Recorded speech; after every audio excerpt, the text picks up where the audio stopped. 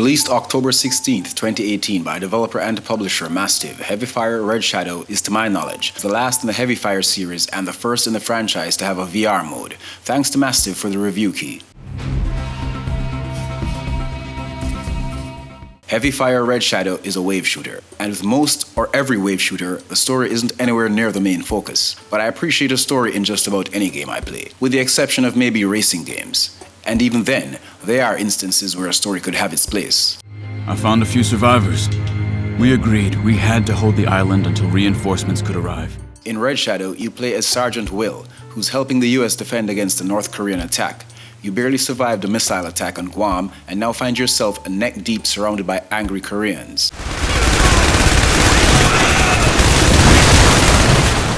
In each stage, wave shooter style, you're holed up behind a turret machine gun rocket launcher combo, and your job is to sit tight and play an extreme game of hold the fort.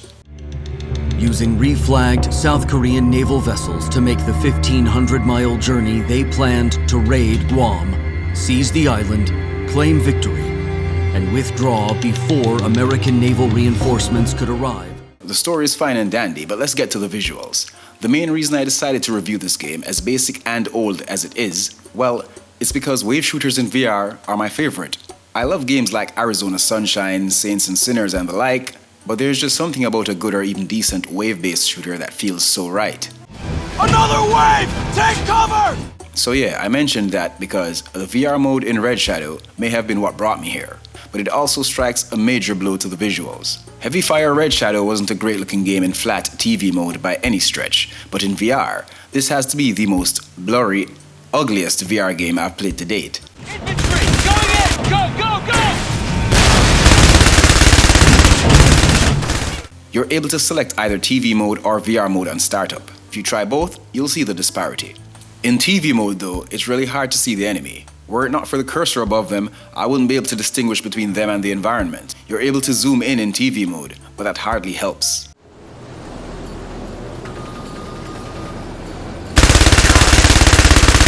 Congratulations! Being promoted!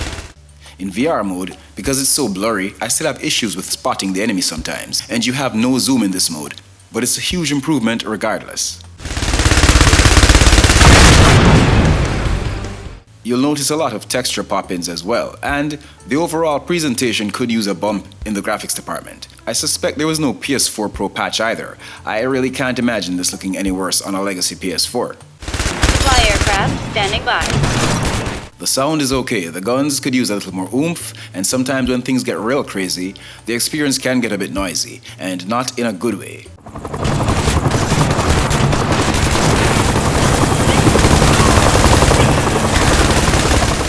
The voice acting between the story cutscenes and your commander yelling at you, coupled with some other talking, is fine.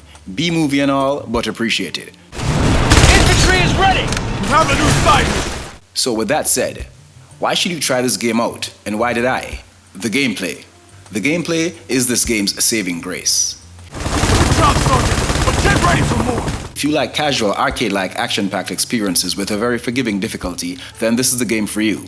Yes, Red Shadow is a cakewalk, but a cakewalk worth taking. The gameplay was designed with one thing in mind: fun.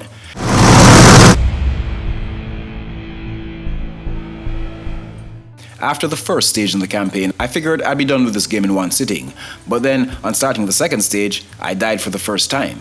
I figured, okay, the first stage must have been the tutorial, and things are about to get real. But no, shortly after that, I realized there was an upgrade system, and boy do these upgrades upgrade. Depending on how well you do on the battlefield will determine how fast you earn skill points, but doing well requires very little effort. So by the time I reached stage 2 and checked, I realized I had a lot of points saved up. I immediately started buying these incredibly useful perks. You're able to upgrade your soldier, your machine gun, your missile launcher, and your support. Walker is deployed! Infantry, standing by! Support comes in the form of airdrops, infantry backup, airstrikes, attack choppers, and missile strikes. Chopper, circling area. Gunship. Side mission complete! Once you start upgrading, you'll soon realize that this game was made with ease of use in mind. It was designed for you to win, and this is a good thing, because taking the visuals, the repetition, the small enemy variety, the fact that the stages are doubled with a day and night version, there really is no reason to stretch this out. Keep it short and sweet, and that's exactly what the devs did. There's an upgrade that allows you to have infinite shooting on your machine gun. I mean, 0 reloads. Among other incredibly overpowered upgrades that'll make you feel like you're cheating. Supply aircraft standing by.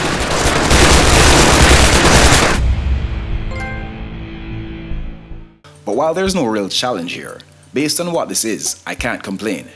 Red Shadow is repetitive and easy, but long before that becomes a problem, it's over. And the VR mode makes it all worth the ride. After many long, hellish days in direct combat, we stalled their raid, and they ran out of time. If this were only in flat TV mode, I would have been bored to tears after the first day and night cycle. Being able to look around, being the experience firsthand, so to speak, makes all the difference. Like I said, wave shooters like Gunjack and Time Carnage, and this were made for VR. We have a new side mission! There are also side missions while on the field which pop up pretty often that further aids you in easy progression. Side mission complete! Heavy Fire Red Shadow does not take itself seriously, and you shouldn't either. It's some quick pick-up-and-play arcade-style VR goodness. And as blurry as the visuals are, I can still easily recommend it. If you try it in VR, you'll see what I'm talking about.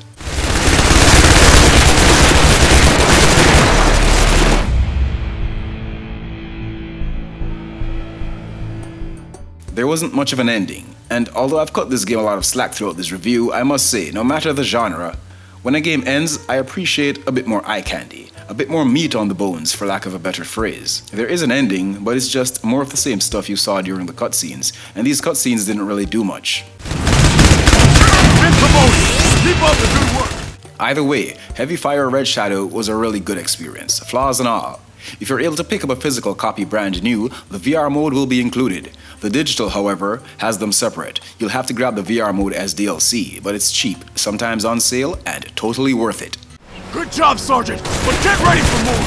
Now, this is my opinion, but ultimately your choice. Thank you for watching. If you like my content, feel free to like, share, comment, subscribe, and smash that notification bell. If on the other hand I found a way to piss you off, then hey, free will is still a thing. Hit that dislike and unsubscribe button like your next meal depended on it. Either way, no love lost. I won't hold it against you. Our game is never over. We won this time, if you can call it a win. Next time, we may not be so lucky.